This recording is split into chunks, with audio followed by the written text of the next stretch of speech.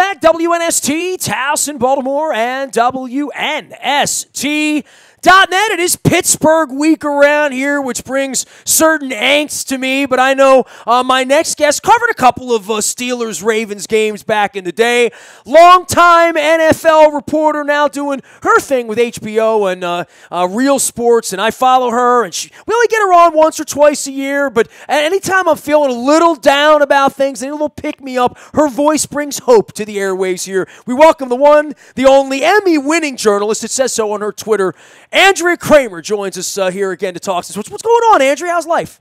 What can I say? How am I supposed to respond to an unbelievable introduction like that? How can I top that? Listen, that's what I do here. I give intro. I mean, that's all I do. You know, before we get going on any of this, and I think, you know, at heart, I think of you as a journalist, and I think of everyone at HBO. I had John Frankel on recently, and, love all the stories and real journalism that's being done. Before we even get into any of this, is real journalism, am I nuts, or are we just going the wrong way as a society on what news is and leading from the guy on Pennsylvania Avenue down, that I am very, very concerned for journalism, and when I talk to journalists, I can't help but talk about it. It's my only chance to vent that's not internet related. Well, the good news is that there is still some really great journalism being done, and certainly down towards your way in the Washington Post, for example, in the news realm, and you know the story that they had last week about the well, you know what I'm talking about, the attempt to get a false accuser for Roy Moore, and the way that they broke that all down, and even with the incredible reporting that they did with respect to Charlie Rose's 8 accusers, there is still being some great journalism done. It's one of those situations where whenever there's a misstep, and look, everybody has a misstep. When you meet the next perfect person, let me know, because that'll be the first one, okay? And look, it does happen, and you make your attraction, you make your correction, whatever it is. So there's going to always be mistakes made, but they try to minimize them as best as possible.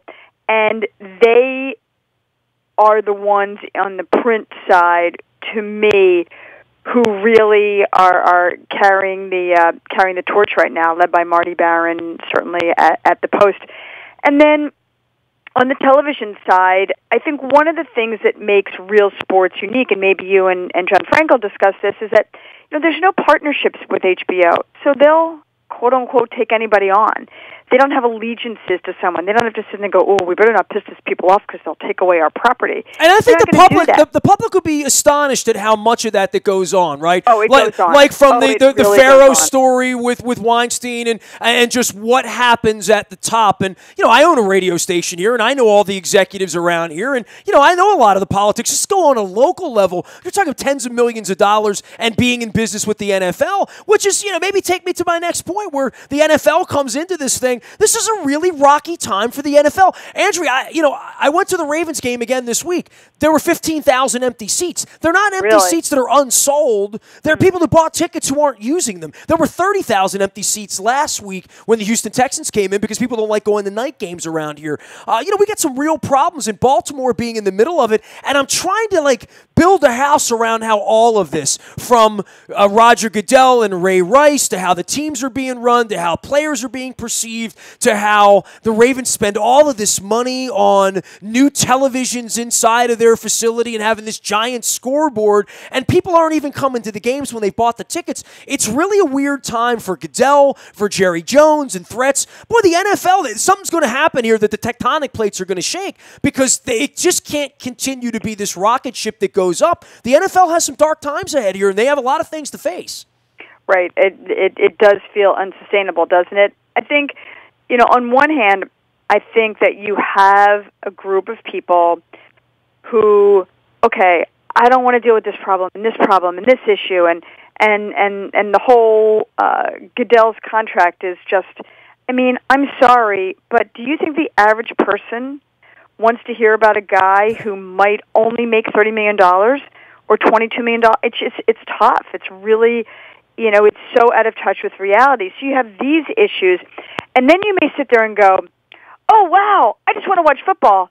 Oh, but football's kind of killing people, or it may be killing people, or it may be, that, and you have to deal with that reality. And well, you bring up HBO and your role in this. HBO was talking about CTE when nobody on Park Avenue wanted to even acknowledge it existed, right? That is correct. Yeah, I mean, look, we've done stories on CTE and traumatic brain injury. I did the first story on Toradol abuse in the NFL, did one of the first stories, if not the first story for television, on marijuana use in the NFL, taking on the issue with respect to cheerleaders.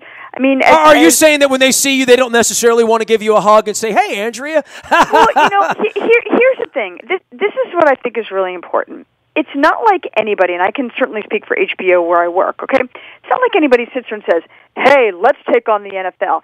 I know that the ideas that I've gotten, say for Toradol, that was from years of talking to players and just, hey, what's on your mind? What's going on? What's hot? What are guys talking about in the locker room? Then they talk about it. Then you start doing some reporting.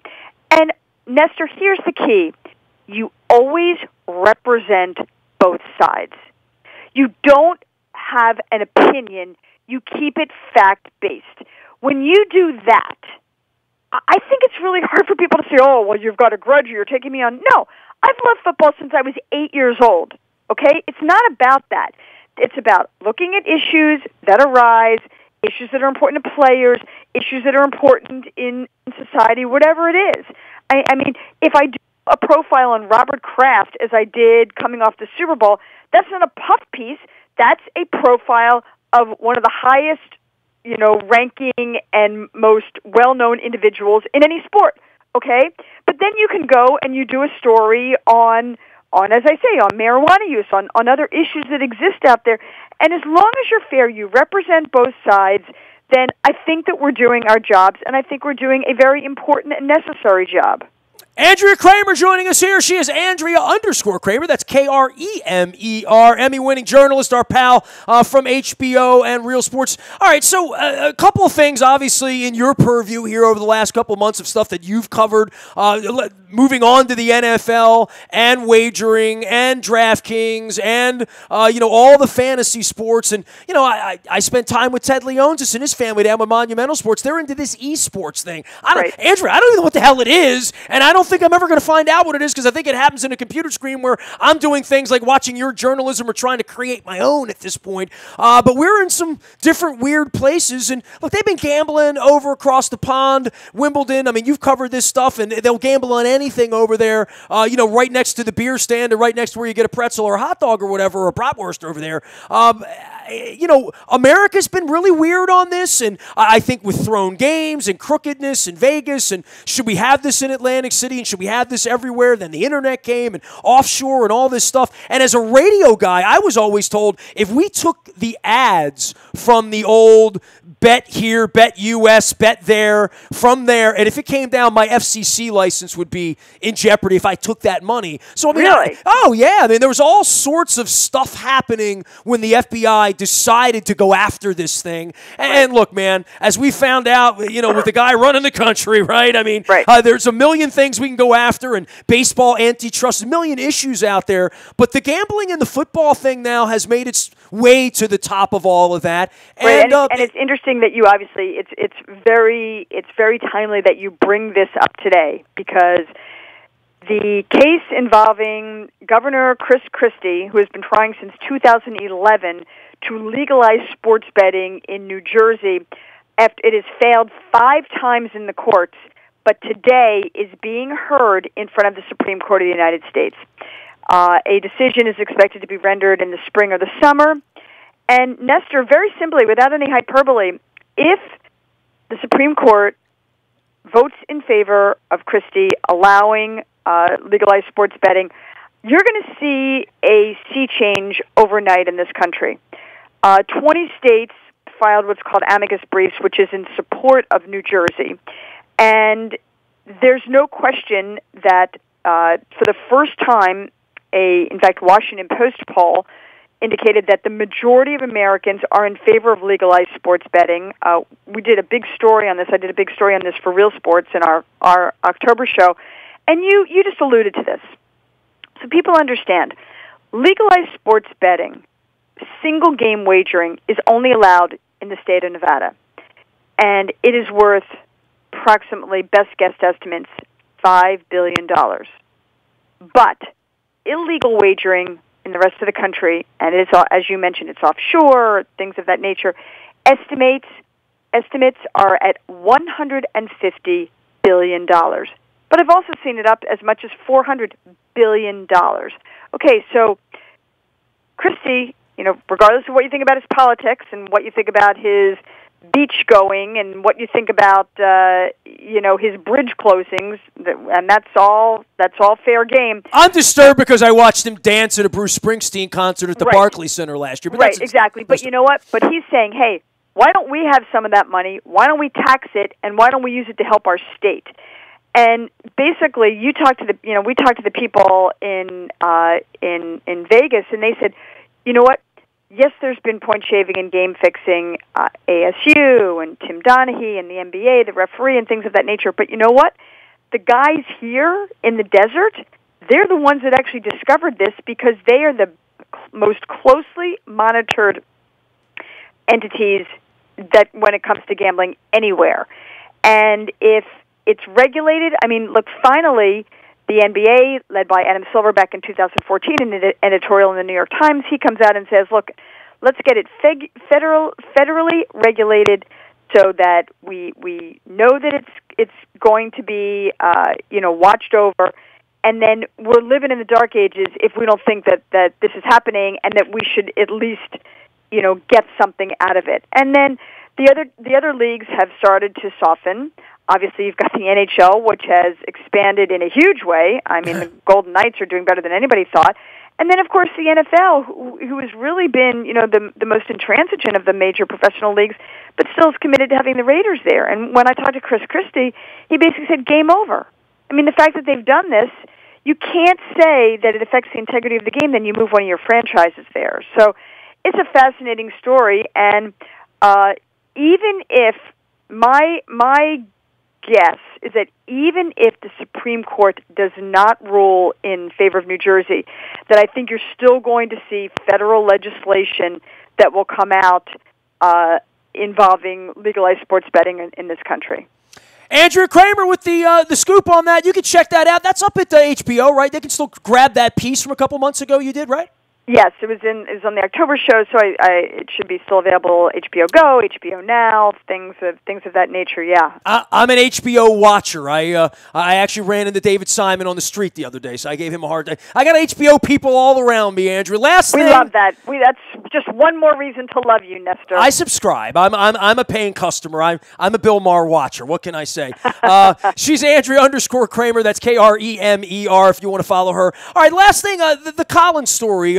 You mentioned, well, I go out, you don't want to do a puff piece, you want to do something inside, but then there are these incredible stories of people, and I think, fathers and sons and families that run together in sports. I came out of John Harbaugh's press conference last Monday night against Houston, and there's Jack Harbaugh and Jackie Harbaugh there, and I think there's something about these families. But this is an interesting story, and obviously from the Maryland perspective, and the Northwestern side, and the Duke side, not a lot of Chris Collins fans around this part of the world, Maryland. Well, it was an interesting story because they are still very close. They talk every day. But just like Chris did not want to be coached by his father, Doug, when he was a kid, he doesn't want to be coached now that he's coaching. And they've managed to strike the balance there, and it works for them. But it's just an interesting dynamic because, as any parent knows, you always want the best for your children, even if it means that they exceed your accomplishments. It's because it's not a competitive thing. And, Doug is the first person to say, I'm a winner but never a champion. And he isn't being, coy about it. It's true. I obviously first pick in the draft and, four-time All-Star, and then his career precipitously cut short at the age of 29, and then the almost, as he described the 1972 Olympics, the gold medal game against the Russians, when he steals the ball, races down court, gets fouled, just crashes into the stanchion on the side of the court. Woozy makes the 2 key free throws to put the U.S. up. And then, in some magic way, the referees gave the Russians 3 more seconds that were not on the clock, and the Russians won. And Doug said it's like standing on top of the Sears Tower, with the greatest accomplishment of your life, and somebody comes from behind you and just pushes you over. That's what it was like for him. But then you have this kid who's won 2 Olympic gold medals.